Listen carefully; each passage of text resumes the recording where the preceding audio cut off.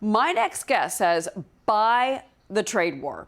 So what should we be buying? I want to bring in Greentech Research investment analyst and portfolio manager Hilary Kramer. I like that idea because you have a lot of the smart money that's saying, look, when you have this much volatility and you've got this much action going on, even though it's painful, this is when you start to look for those opportunities in the market. That's what you're doing.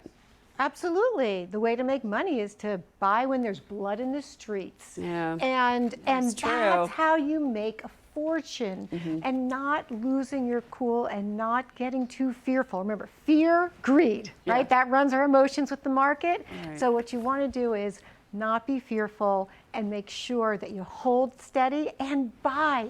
Think of this as an exciting buying opportunity, which is why you always have to leave some powder dry. I know you've got some names, but first I just want to say, just in a general sense, what are you telling people about the tariffs and how to approach this? Because look, a trade war with China, and let's be honest, this is what this is shaping up to be, unless there's going to be a negotiation.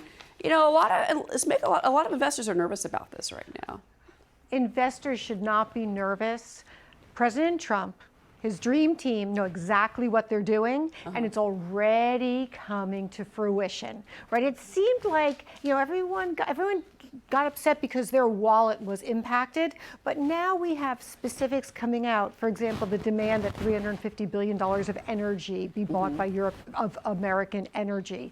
Every country is going to be dealt with separately. There's going to be carve-outs.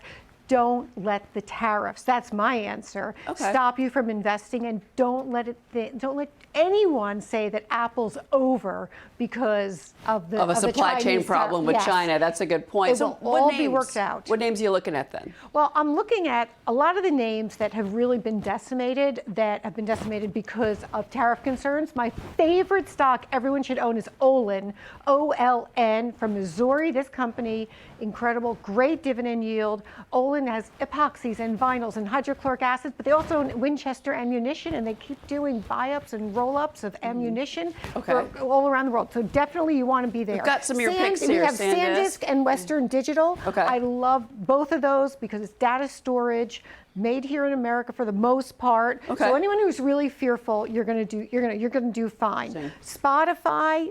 Excellent. The music is in the U.S. It might be Swedish, but now the stock has flown up. I mean, it's like, seems to have soared high, but Spotify is going even higher. Yeah, and I saw Shopify on your list too. Shopify has always been there. Now people are so concerned about Shopify as well as Etsy because the cost of their goods may go up. Right. But Shopify, their business is going to be as strong as ever. They're like I consider them like an Amazon, right? They do the fulfillment for all of these companies that know what they're doing. A lot of the products are made in America. And again, I go back to the point where, Cheryl, we can't be worried about the tariffs. It's almost like when people do investing based on taxes. You think about making money, the rest will work itself out. Well, I think though, but just the counterpoint there though is that there is concern about the consumer, and many have come on our air this week and said we're already in a recession. CEOs are saying that, not necessarily in front of cameras, but they're saying it behind the scenes. We're in a recession.